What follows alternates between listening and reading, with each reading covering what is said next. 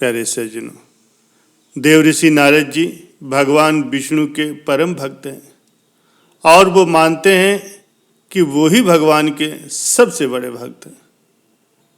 नारद जी भगवान विष्णु को समर्पित थे। वो दुनिया भर में आते जाते थे, प्रभु का नाम जपते थे, नारायण नारायण नारायण।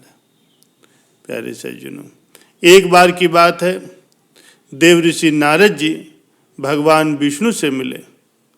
उन्होंने कहा, प्रभु आप मुझे बहुत प्रिय हैं। तो भगवान ने कहा, नारद जी मैं आपकी भक्ति से बहुत प्रसन्न हूं। तो नारद जी ने पूछा, प्रभु क्या इसका मतलब यह है कि मैं आपका सबसे बड़ा भक्त हूं? ये सुन करके विष्णु मुस्कुराए और बोले, नहीं नारद जी। ये सुन करके नारद असमंजस में पड़ गए। उन्होंने कहा, प्रभु क्या मुझसे भी बड़ा कोई भक्त है? प्रभु ने कहा, चलो चल करके पता किया जाए। सुबह का वक्त था। विष्णु जी नारद जी को एक झोपड़ी में ले गए, जहां पर उन्होंने एक किसान को सोते हुए पाया। जैसे ही दिन चढ़ा, किसान उठा। प्रार्थना में उसने हाथ जोड़े और कहा, नारायण नारायण। पूरे दिन इस भक्त का ध्यान करो और फिर मुझसे मिलने आओ। भगवान विष्णु ने नारद जी से कहा और वहां से चले गए।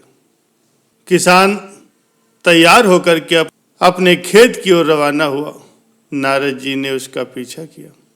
किसान ने सुबह से लेकर के शाम तक तपती धूप में अपनी जमीन की जुताई की।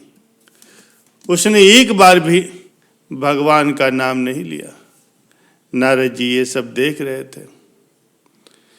किसान ने दोपहर का भोजन करने के लिए ब्रेक लिया। नारायण नारायण कहते हुए उसने खाना शुरू किया। दोपहर का भोजन समाप्त करने के बाद किसान ने फिर खेत की जुताई की। पूरा दिन नारद जी उस किसान के साथ रहे, उसकी निगरानी करते रहे। अगले दिन प्रातः नारद जी भगवान विष्णु से मिलने के लिए जा पहुंचे। भगवान ने कहा, नारद जी क्या आपको अभी भी संदेह है कि किसान मेरा सबसे बड़ा भक्त है? ये सुनकर के नारद जी आहत हुए। उन्होंने कहा, भगवान किसान ने पूरा दिन सिर्फ काम ही किया है। पूरे दिन में उसने केवल आपका 3 बार ही नाम लिया। जब वो सुबह उठा, तब दोपहर में अपना भोजन करने से पहले और फिर सोने से पहले। लेकिन प्रभु मैं तो हर समय आपका नाम जपता हूँ, तो फिर आप उस किसान को ही अपना सबसे बड़ा भक्त क्यों मानते हैं? भगवान विष्णु मुस्कुराए और कहने लगे, नारद जी मैं 1 मिनट में आपके प्रश्न का उत्तर दे दूंगा, लेकिन क्या मुझे पहले थोड़ा पानी मिलेगा? इस पहाड़ी की चोटी पर एक झील है, कृपा करके मुझे एक बर्तन में इसका पानी ले आओ और बस ये सुनिश्चित रखना कि पानी की एक बूंद भी जमीन पर न गिरने पावे। नारद जी पहाड़ी पर गए, झील को देखा। झील से एक घड़े में पानी भरा, घड़े को अपने सिर पर रखा और चलने लगे। नारायण नारायण कहा, भगवान का नाम जपने लगे। फिर अचानक ही वो रुक गए। उन्होंने विचार किया, मुझे सावधान रहना चाहिए, क्योंकि भगवान विष्णु ने मुझसे कहा था पानी की एक बूंद भी जमीन पर नहीं गिरनी चाहिए। नारद जी धीरे धीरे उस पहाड़ी से नीचे उतरे। उनका सारा ध्यान पानी के बर्तन पर था। उन्होंने एक एक करके कदम उठाया, इस बात का ख्याल रखा कि पानी की एक बूंद भी बर्तन से नीचे न गिरे। अंत में वो पहाड़ी की तलहटी में खड़े भगवान विष्णु के पास जा पहुंचे। सूरज ढल रहा था। नारद जी ने सावधानी से घड़ा नीचे उतारा, भगवान को अर्पित किया और फिर भगवान विष्णु से कहा, प्रभु मैंने पानी की एक बूंद भी नीचे नहीं गिरने दी। भगवान ने कहा, नारद जी अच्छा आप ये बताइए, रास्ते में आते वक्त आपने कितनी बार मेरा नाम लिया था? नारद जी ने कहा, हे प्रभु, मेरा ध्यान हर समय पानी और घड़े पर था। मैं केवल 2 ही बार आपका नाम ले सका, जब मैंने चलना शुरू किया तब, और फिर जब मैंने बर्तन को नीचे रखा। ये सुन करके भगवान विष्णु मुस्कुराए। नारद जी ने महसूस किया कि किसान ने तो दिन भर में 3 बार भगवान का नाम लिया था और उन्होंने तो केवल 2 ही बार भगवान का नाम लिया। वह भगवान विष्णु के चरणों में गिर पड़े। कहा, प्रभु मुझे क्षमा कर दीजिए। भगवान विष्णु ने नारद जी को आशीर्वाद दिया और कहा, नारद जी, केवल भावना ही महत्वपूर्ण होती है। मैं अपने लिए उस किसान के प्यार को उसी तरह महसूस कर सकता हूँ जैसा कि मैंने आपके लिए हमेशा अपना प्यार महसूस किया है। नारद जी ने कहा, प्रभु, और मैं भी आपके सभी भक्तों के लिए आपका प्यार महसूस कर सकता हूँ। भगवान विष्णु ने कहा, नारद जी देखो, किसान तो अपना कर्म करते हुए भी नियमित रूप से मेरा स्मरण ध्यान करता है, क्योंकि जो अपना कर्म करते हुए भी मेरा जप करे, मेरे नाम का स्मरण करे, मुझे याद रखे, वही मेरा सबसे प्रिय भक्त हुआ।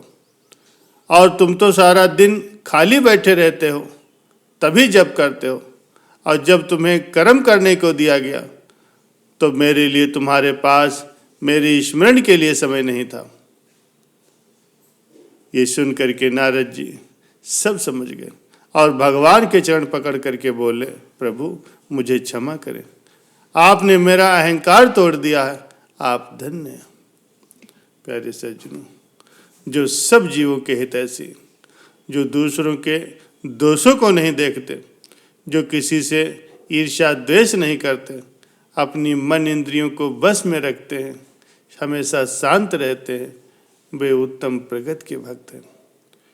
जो कर्म, मन और वचन से दूसरों को पीड़ा नहीं पहुंचाते, जिनका संग्रह करने का स्वभाव नहीं होता, वे भगवान के सच्चे भक्त हैं। जिनकी सात्विक बुद्धि भगवान की कथा सुनने में लगी रहती है तथा जो भगवान और उनके भक्तों के भी भक्त हैं, वे श्रेष्ठ भगवान के भक्त होते हैं। जो श्रेष्ठ मनुष्य माता पिता के प्रति आदर और सम्मान का भाव रखकर उनकी सेवा करते हैं, वे श्रेष्ठ भगवान के भक्त होते हैं। जो श्रेष्ठ पुरुष समस्त जीवों को अपने ही समान देखते हैं तथा शत्रु मित्र में भी समान भाव रखते हैं, वे श्रेष्ठ भगवत भक्त हैं।